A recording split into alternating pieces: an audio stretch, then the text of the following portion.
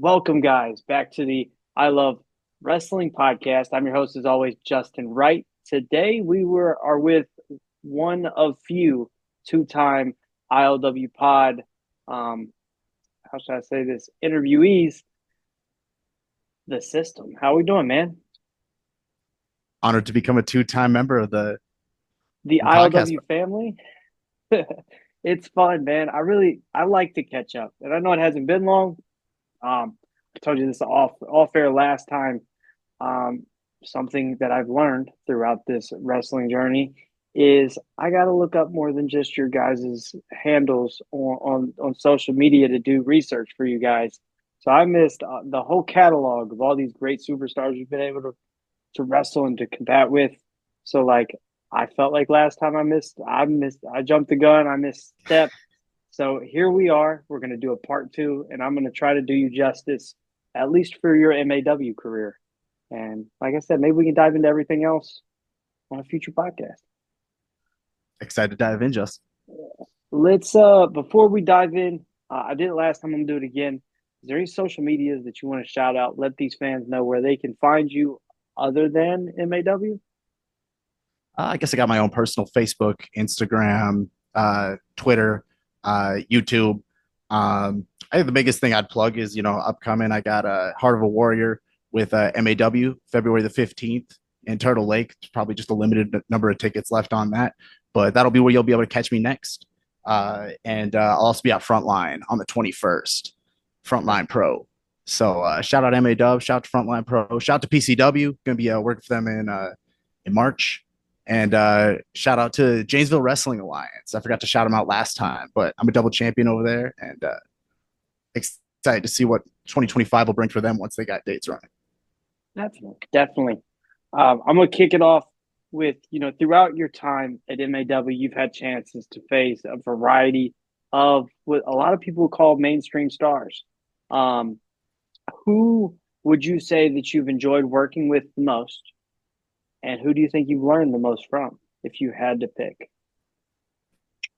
Um, it's going to be hard to ever probably top me versus Jerry Lawler, and that was Okay, probably earlier on in my MAW career, 2021, just getting back from the pandemic.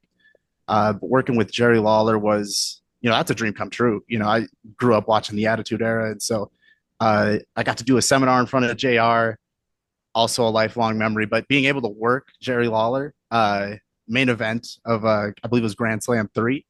Um, it was just it's such a moment in time. Uh, I remember Dave, one of the owners at MAW. I get to the venue. We're probably getting pretty close to showtime, but he finally, because Jerry had his own locker, he was doing he was doing a meet and greet beforehand, and so I hadn't really got to meet him until basically almost before the show started. Dave finally grabs me and he says, it's time we can finally talk to Jerry Lawler. While he's walking me through the hallways of the high school we're running this at, he's like, so there's this whole big thing about how, like, I think Jerry Lawler had a Legends deal with WWE, and there were certain details where it was like this couldn't be broadcasted on Fight TV if like all this money was for profit or something like this. And he just listed two or three like different issues they had to deal with the day of. And while I'm walking in the thing to beat it, I'm like, is this match even happening anymore? Like, what are we talking about? And then he gets right up to the door. He's like, well, anyways, we did this. It's all fixed.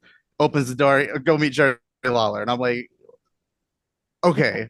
So I get off that roller coaster and I finally go in and I get to talk with Jerry Lawler. And it was super fun. Like I think he planned 95% of what we did, almost down to the promo. And I think that was awesome because like one of the first few like memories I have of, we spent probably most of our time on the promo. Who's like, you come out, you know, tear me apart for being a 71-year-old man, you know, like say like, old jokes, stuff like that. And and then he said he'd say something back. Or no, he was gonna, the initial plan was we are just gonna get to the end and then he's just gonna be like, I beat the system's ass. Yeah. And that all happened. But I think what ended up happening is I went out there and I gave him the best I could do. Uh and I gave him a little 5-10 minute promo, a little long-winded promo, Okay. right before a one-on-one main event match. But because it took so long, uh, it wasn't planned. But then, like he before we even started, like he got the mic back, and it's Okay. like, of course you would at that point. I was so long-winded with mine, and so then he just like, you know, probably off the cuffed it, had the crowd in the palm of his hands, and you know, was not supposed to happen. But I think I took too long. So like, how did the match with Lawler actually like come about? I think when I initially came back from quarantine, I knew MAW they already had a great Grand Slam too, which they brought in a lot of names for. And David Amatrano and his position, he's a big guy to thank for that. Like there was a lot of great names and money coming in through the event. And so Grand Slam 3, we had to wait like all of quarantine, and then we started in the summer of 2021. And I believe it was right then, once we started going back to doing shows, David was said this would all probably culminate in Grand Slam, and the plan was me versus Jerry Lawler. And so you never know you never know what's gonna happen until you're actually out there and it happens. Yeah. But it was they followed through on that, and it's gonna be hard to top that one. I'm sure you got other names to bring up here of who MAW has put me in front of, but I guess a side anecdote is I'm more than willing to step up to the challenge. I think me personally, I think I goof off too much. I guess I'm a kind of guy that would be like I'm asking for like Hornswoggle. Like I think me versus Hornswoggle would go pretty crazy. I think What a about like system a versus Danhausen? Danhausen would go crazy. He Okay. just he just faced one of my buddies, Rampage Santana. I Okay. think he cursed him 3 times. So I think so matches. I asked for matches like that, and then they reward me with your Alex Shelley's and their Jonathan Greshams. You know, something that like I since our last conversation, I've gone back and watched quite a few of these matches. Not all these matches, quite a few of them. Um, something I think would be really interesting if I had to book like my perfect the system scenario. I think it'd be against Orange Cassidy. System versus Orange Cassidy. I think just I don't know what it'd be, but it's one of those things that I think would just be perfect. I don't know how to explain it, if that makes sense. Just wrestling logic. No, for sure. It would definitely be an aura off for sure. Yes, yes. And I think that's what it is because uh Cassidy has to do very minimum. And I really like your mic work. Your mic work and something about a guy with a violin is just interesting. I So like appreciate it. I'd want to see what because I'm sure like any other time like Cassidy's interacted with other components, he's found a way to make it like in his like lazily way even more interesting. And I'd just like to see how you guys would feed off each other, if that makes sense. For sure. There's no challenge the system isn't willing to accept right now. So if anyone can make Orange Cassidy versus the system happen, I all ears. We got to make it happen. Um, you mentioned Jeff Jarrett. I'm just gonna get off topic here. Did you hit him with a violin, or did he hit you with a violin? No, so I had the pleasure of meeting him at a Great Lakes Championship Wrestling show 3 years back. Okay, Um, no and violins were broken. he was off doing something with Cal Hero, and I was just there doing the battle royal. But I did get a chance to introduce myself to him, and he said he liked my stuff, and to DM him later. But then, of course, as I mentioned, I go in there. He's like, "Can you play with my baby tonight?" I'm like, "What's that?" He has to like let me know about his own stuff. Uh, but no, I think he took the like to my stuff, and the only other memory I have from that date was we were all going out for a ceremony afterwards. Okay. And as I come out, I didn't bring my violin with me. And as I'm running out, because I'm just standing on the outside of the ring, clapping and being out with everybody. But he's like, "Your violin guy, where's your violin?" And so I definitely like dropped the ball on that one. Not only did I not remember Jeff Jarrett's shit, I forgot my own violin. Told him I was violin guy, didn't even bring a violin. That's Uh, amazing. it was a tough day, but I like to think I'd make it up a second time around. Fair enough. In that scenario, is the guitar broken or is the violin broken? A violin's quicker to move, so I'd get there first. Okay. Okay. Um, I guess while we're off topic, I'm going to ask you one more Jeff Jarrett question. Do you see him becoming AEW World Heavyweight Champion before his time's up? Well, I guess he became a TNA champion, didn't he? Yes. So Multiple time TNA champion. as far as I'm concerned, he's not working in a company that goes by the letters WWE. So it's I like his chances. Okay. I'll be Fargo strutting with him if he That does it. sounds The blonde hairs on my scalp will feel it, and I will okay. get up and I'll you Will know Fargo strut with him? I love it. I got to feel it though. I'll feel it if it Okay. happens, Okay. but it could happen.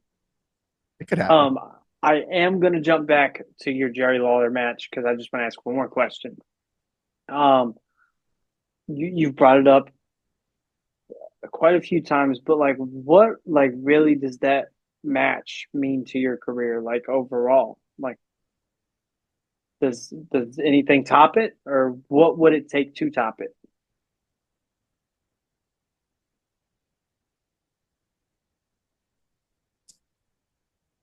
I'm not sure. I feel there's definitely I guess I feel like I've gone through a big transition. These last couple of years, I went from ambitious college kid to you know just diving in headfirst into pro wrestling, amongst other you know jobs I did for money, things like that, amongst other hobbies. And I've always been able to keep with pro wrestling. It's something I've always wanted to do. It's something deep down I always knew I wanted to do. And I have already had moments like in quarantine where you do have to step away, and it's a really peculiar relationship. Like I think a lot of us have with, uh, you know, our jobs or even our vices, just the things we do every single day. Like things you could recognize patterns out of. And I don't know, wrestling is uh, any any any promotion that's still rocking with me, that's rocking with me and my wife, Macaulay Rose. Uh, you know, I guess in my toughest situations, I've said, I'm going to be good to the people who've been good to me. And, I really view any booking as just kind of a blessing because you never know when it's going to be your last one, or you could even easily tear a knee or something like that.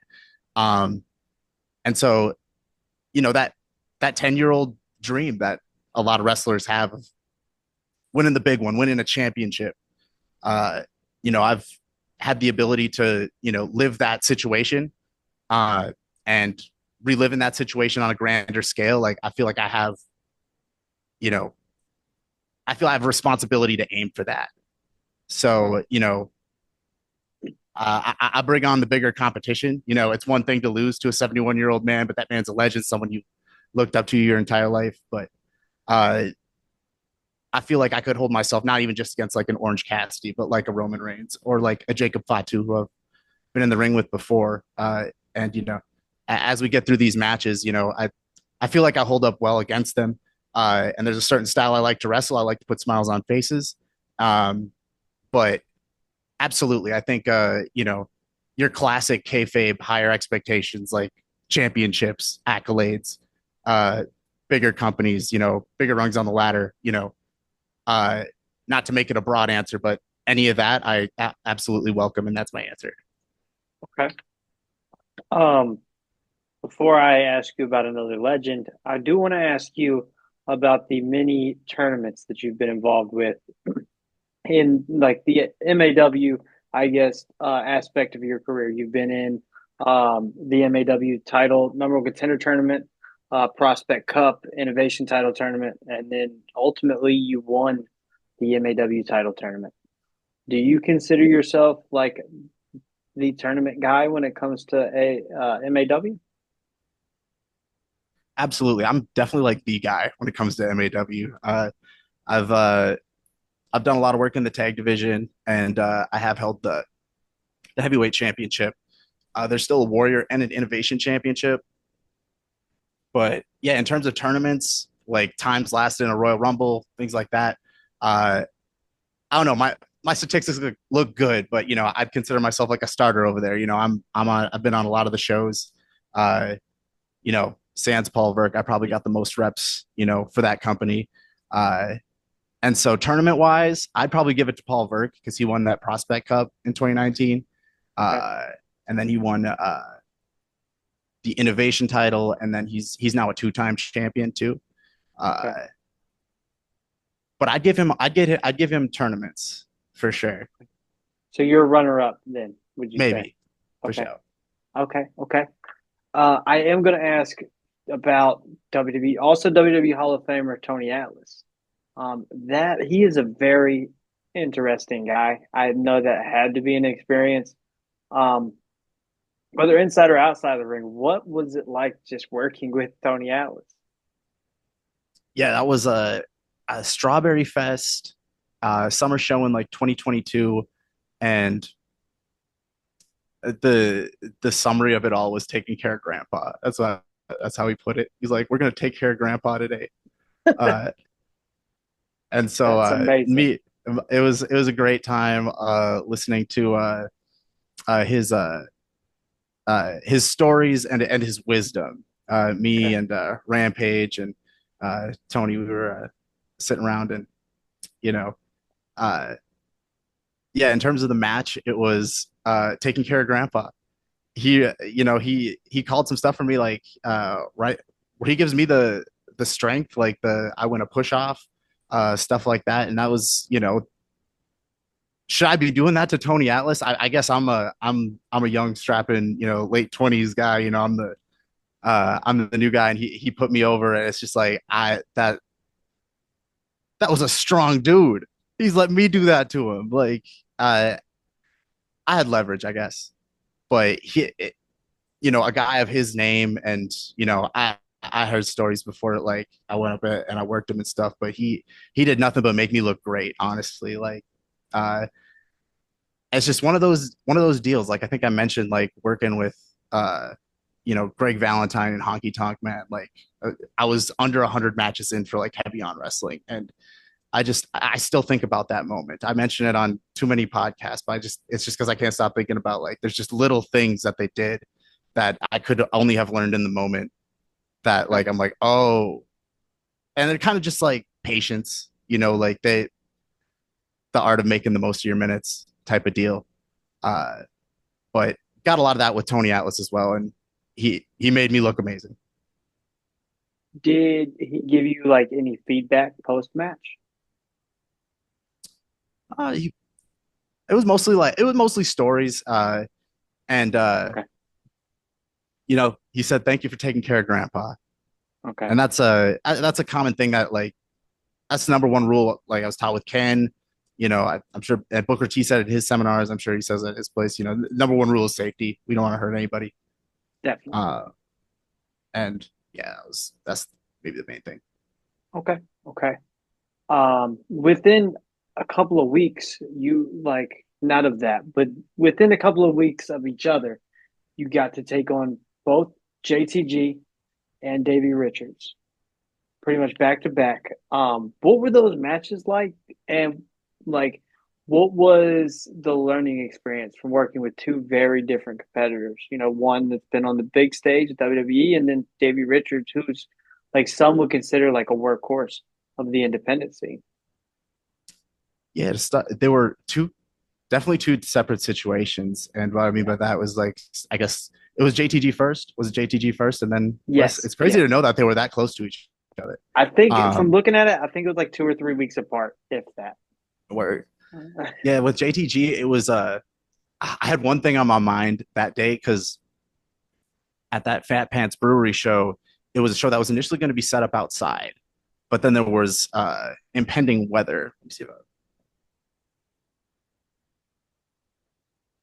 this is very true, by the way. My birthday is on March 8th, so I'm definitely not 30. I'm 1995 right now.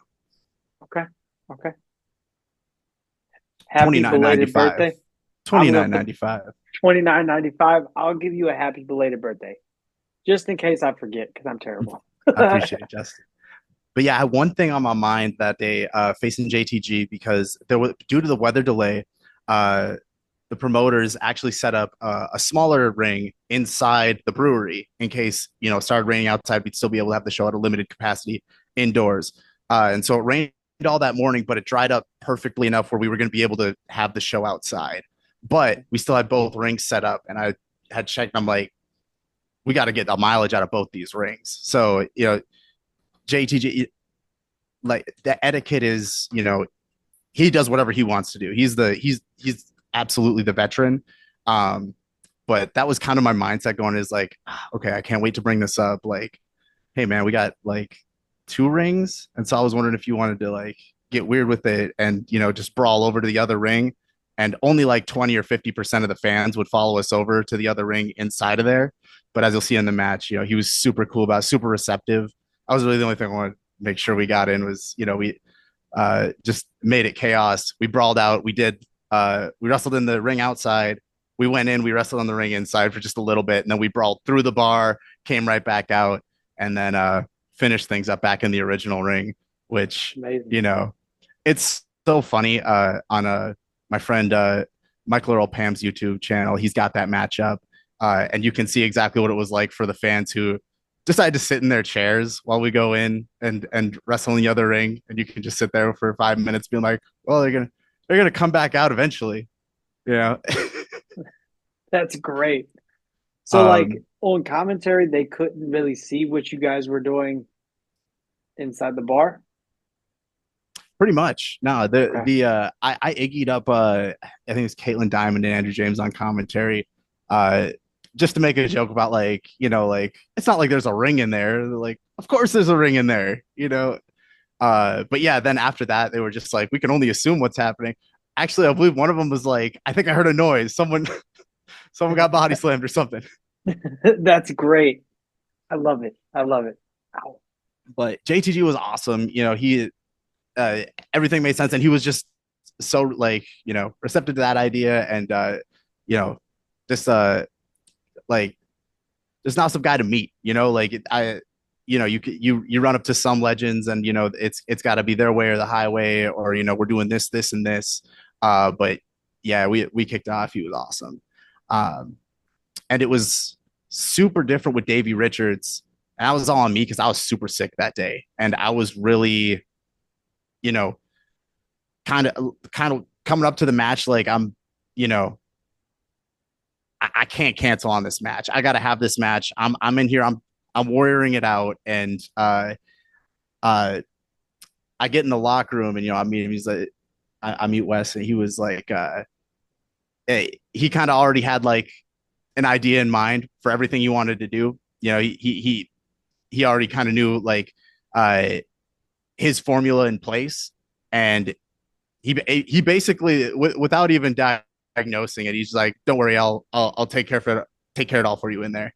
And basically, what he had planned was perfect. And if you go back and watch that match, if MAW has that up uh, on their channel anywhere, I don't know if I gotta ask Chavo on that one, but yeah, I believe half that match is just Davey just stretching me.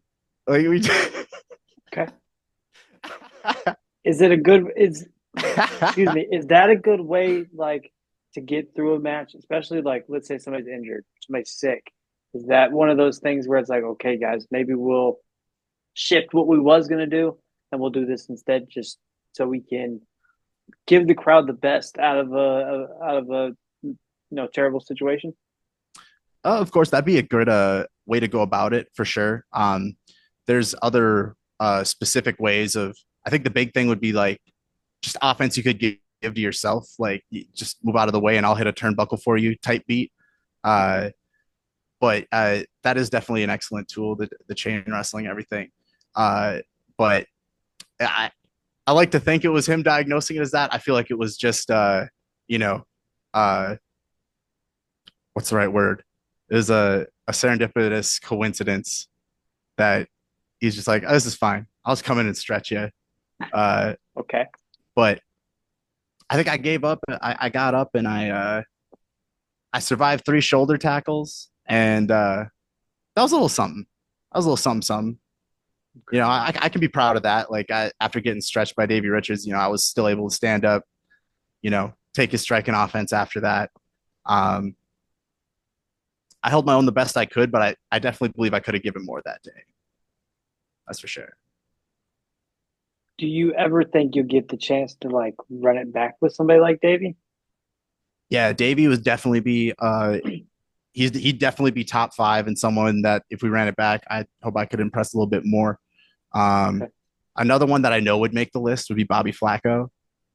Okay. I did a Evolve tryout with him back in 2020, and I was still super new at that time. And we did our trial matches in front of Gabe with each other, and he had some stuff that I really liked. But then when I got in there, I feel like I kind of let the match down. It was not a good match of mine. I was very new, but I know if we run it back, it would be. It's insane you brought up Bobby Flacco because I haven't got the chance to talk to him, but I've talked to a lot of the guys that trained with him in Atlanta. Like they one of the schools that he's been through is the WWA 4 ran by Aaron Fox. And I've had probably like a good, I want to say handful and a half of his students. And that's the one of the probably top three guys that they're always recommending. And I watch all his stuff because he's always doing something different or crazy in the ring. So like Bobby Flacco, if you're gonna shout out a guy, Bobby's probably one of those guys that doesn't get um his flowers, especially when it comes on to the indie scene at all. So it's really cool that you got Yeah, to and do your I knew nothing of him until that day, like back in 2020. Yeah, he had good stuff. You gotta understand, Justin. Back then, that I think that was I just had the idea in my head to like, oh, I'm the violin guy. Play the violin before I give him a smash or something like that. And Mhm. this is a big idea. That's pretty marketable. But it's my first time doing it. I'm pretty. I guess I got scared. I'm gonna do this, hit you with a forearm, and that's my. It seems pretty good. Completely forget to do my dance. I just do it, and I did end up beating him in that match. But it was, I could have done things so much better. Was that before he utilized like his mini bike and things like that? I I couldn't know tell that's you. something he does now. Okay. Couldn't Okay. tell you. Fair enough. Um, while we are off topic of MAW, I do want to bring up something I missed last time. You got to do security work for the NWA. I just want to know, like, how did something like that come about? And, like, what was it like working with the NWA and guys like Brody King? It was an amazing experience, and I believe that was earlier mid 2019, and that was a connection completely through Ken. He Okay. was doing the NWA power tapings at that point, um, and he had brought a couple of students down his first time over there. I believe that might have been the time he faced Eli Drake at the time, uh, and then the one that me and James Tapia, we both were two of Ken's guys that got flown in to do extra work, and it happened to be the day it was a tournament going on. It happened to be, one of it ended up being a date Ken wasn't able to make it to. So two of his students are there to help do ring crew and help out and everything. And our connection, he missed his flight last minute, didn't make the show. But we kind of got just wrangled in with Crimson's kids, Okay. Crimson in his school, and so got to meet a couple of his students. They went on and they're Rush Freeman. He was my guy. I met him there. He was super cool. And then I believe they were doing a thing beforehand too, kind of like a tryout sort of gimmick. It was ran by like Dave Lagana, or he was run most of it, but like it was a thing that Mims won. Uh, but they were running that there too. And then yeah, I ended up getting a little bit of screen time, just being a bodyguard, and then Brody King came and I just remember he ragdolled me. I'm like, hell yeah, I did my job. Uh, that's great. But And is Brody, I feel like a lot of times Brody gets seen as big, mean, vicious. Is that how he is? outside of your segments, outside of your matches, or is he actually a I'm pretty gonna say down to earth man? probably, but like that segment was like my only time meeting him. I'm not gonna lie to you. I don't know if we said anything before. I knew we were coming out there. We were holding back Brody and whoever Brody was going after. And so that is me meeting him, is him coming out. I know to hold him back, and he just took me and he flung me. Uh, and then we eventually got him back. But yeah, I don't think we talked to him before or after. All I know of this man is during. So I guess I'll just answer yes to that. What what's it like working with guys like in that instance where it's like you don't know each other at all? He doesn't know your name. You may not know his name, but all of a sudden you go from everything's cool. The next thing you know, you're being flung around, thrown around. Like, what's that interaction like? Like, I is it a surreal feeling? Like, what's that like? How does it feel to you? Uh, there's a certain level of professionals. Like if I'm around the NWA or like WWE or AEW, Yeah. a higher rung wrestling promotion, uh, there's a better level of trust. Like I feel like they're more thinking that about us. Like as we're coming up, Okay. like is this guy gonna know like what he's doing, and stuff like that. Um, yeah, but it really is the Wild West. I do be thinking that, like on the indies, it's super Wild Westy, where it's like out there's so many like opportunities and chances to give, and it's really easy on the smaller independent shows to have question marks and that arise those type of questions. Okay. Okay. You brought up earlier your MAW Tag Team Championship reigns. Um, you won those against a team called Schoolhouse Rock. And then to follow up your win, you faced them in a cage match. What was it like for one winning the championships? And then what is your experience like inside of a steel cage? So winning the tag team championships with the MAW was a milestone. Because I believe that was my first official title win. There is levels to it. I've gotten sentimental about it already. But I believe those tag championships, my first couple of years, working with the AWF and stuff like that, I had a pretty prominent position, but I was general manager. And it was kind of finesse where it's like, oh, I can't win titles because I'm the general manager. Uh, and so even though that was kind of a high billing for myself, like I never really like won a title, so like that was, I think, my first title, be it a tag team title, but it was super important for me. And it was awesome to quasi be able to do it with BJ, who, I started out with. But it was me, BJ, and Jimmy Wild in a group. And it was me and Jimmy Wild that were wrestling. And so I was just talking to someone who kind of wrestles with Madhouse down in Iowa, which is where Jimmy Wild wrestles. And whenever they wrestle in Iowa, I'm like, yo, Jimmy Wild, that's my dude. I won my first tag team title with them. And we ended, thanks to quarantine, we ended up holding it for well beyond 500 days, which is, a flex not many people can say. Yeah. The milestone. I do. You brought up Jonathan Gresham and Alex Shelley earlier. I actually grouped them together in this question because they are men with, I want to say, similar-ish ring styles. And it's a ring style that might be considered very different than yours. So, like, do you think, like, going into those type of matches, is that challenge wrestling somebody with the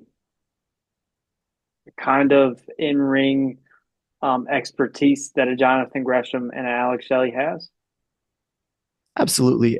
And I welcome that challenge. Absolutely. You put a board game in front of me or like my brother and my family, like we tear it up. I'm a competitive being.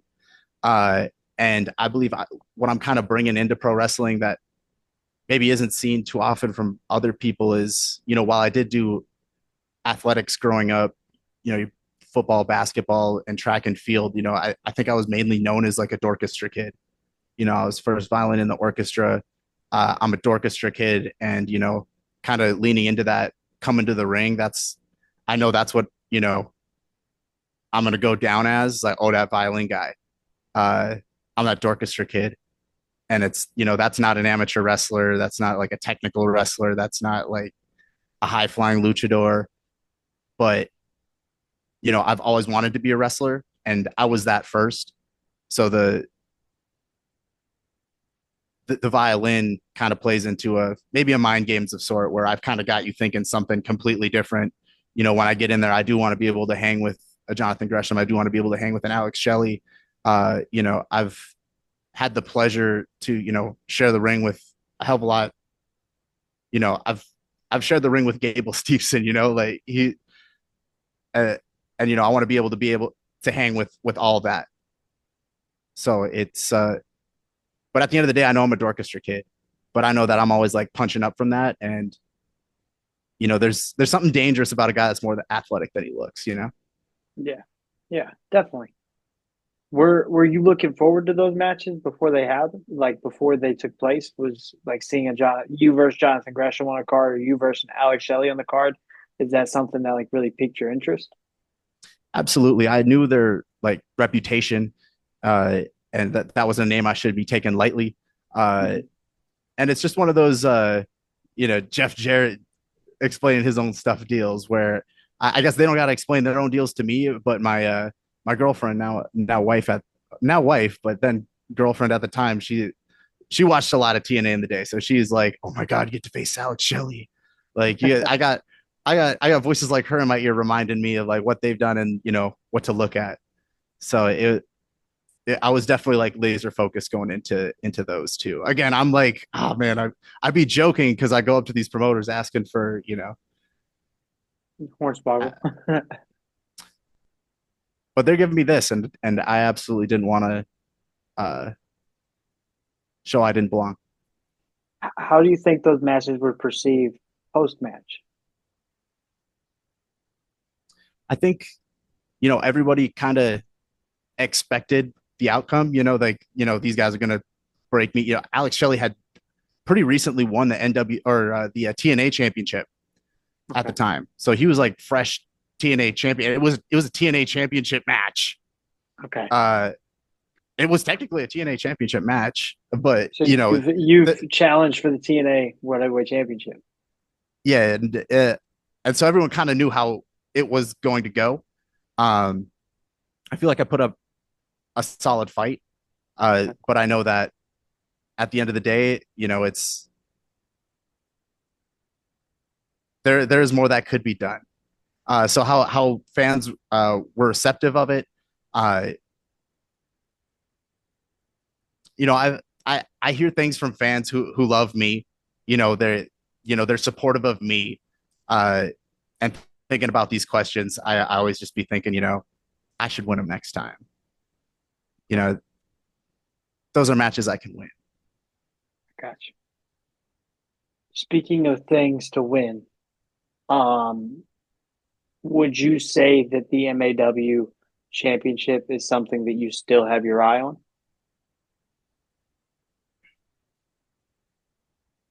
There's nothing I want more, honestly, Justin. Okay. I think I would be probably the original person to ask if there's any MAW fan out there that Paul Verk isn't their cup of tea, JDX and the dynasty now, you know maybe they're not your cup of tea. I know I have some people that believe my reign was the greatest reign of all time there, and I've been pretty outspoken about it. If you go back and watch me versus Paul Verk at a high stakes back in 2022, I think that's summer 2022. That's where I lost the title to Paul Verk, and I was perceived a little bit differently at the time. I had, if you get what I'm saying, I had a posse, um, but that match ended, with me over, on some shenanigans, and the commissioner at the time, still the commissioner, Brian Sager with MAW, he he switched or he restarted the match because of the shenanigans, and Paul got a second shot, and he then won. It was So, high stakes because if Paul Verk lost, he would no longer be an MAW. oh, so it was one of those if the stakes were much too high for shenanigans to take place. High stakes, yeah. Okay, okay, okay. But yeah, it was. I'm probably the original guy you can point at if you're thinking MAW, and they got their eyes set on one guy, and I've already mentioned it before, and that guy's Paul Verk. Okay. So he's been in that title scene ever since he beat me for that title. Even the times he's lost it, whether he's lost it to Drago, or he's lost it to Cordoba, or if he's lost it through to JDX, uh, he still isn't leaving the main event scene, and he's been champion net most days over the last 2 or 3 years. And I'm sure a lot of fans can see it. Management's high on him, and you can look no further to my match 3 years ago. So I know if I got another chance at him, I know I'd be able to probably wrestle it from him. It's been 2 or 3 chances, Okay. but I know if I got another fair shot, I got to do it differently this time around too, Justin. I've had Brian Sager on my back. I had a big match with him at Grand Slam, and I got him on my neck telling me what's right, what's wrong, and I believe him. I believe him. I got to do it differently this time around. Uh, I've had a multitude of experiences, a multitude of successes, doing exactly what you think I'd do. You know, just exactly what you think I'd do. Okay. Exactly what you think I'd do. If these were some ropes, exactly what you think I'd do. But it's, I haven't done it the other way around. I haven't done it the right way. And I truly believe good things come to those who wait. Okay. So I think I could do it like that. Do you think 2025 is the year that that happens? It could happen. Okay. As my last question, I'm going to lean into that 2025 thing. We are still very new in this year, 2025. What are your goals, whether in the ring or outside the ring, for this year, 2025? Well, the system is good to those who are good to him. So I got a lot of MAW Live coming up, a lot of Frontline Pro coming up, a lot of Janesville Wrestling Association coming up, a lot of Paradise City Wrestling coming up. If any of those promotions have a title, and spoiler alert, they do, I want those titles, the main ones. And if they have tag team titles, 2024 showed a lot of success with, me and my wife uh, as Harmonic Fury, the system in Macaulay Rose. I'm completely open to ripping all of those titles away as well. Uh, you know, I'm very concrete on looking out for opportunities for me to, travel, both me and my wife. And so I know a tag team kind of helps with that. She can certainly hold her own as well in the ring as a singles competitor. She's an amazing manager. We're trying to take advantage of our youth. We're trying to get out here and, bring the bee-boo bop-em to as many wrestlers as we can right now. So, singles titles, tag titles, we're out here, we're ready to fight. So, watch out, watch your back, all those four promotions. And also watch Ironheart Pro Wrestling. You can hear my sweet voice, my sweet, sweet voice. Uh, but success under those four promotions, Ironheart Pro, my DMs are always open on my social medias. Business inquiries could be sent to email the system at gmail.com. Okay. Mr. Drew, I really do appreciate you coming on here, especially for part two. It's a rare token so far. You're one of few to make it back on here, and I appreciate you accepting the invite. um, I just want to say thank you once again. I appreciate it, and can't wait to do it again. Hell yeah, I appreciate you, Justin. Anytime. Of course. I think I said it last time. I'm gonna say it again this time. I'll see you next time.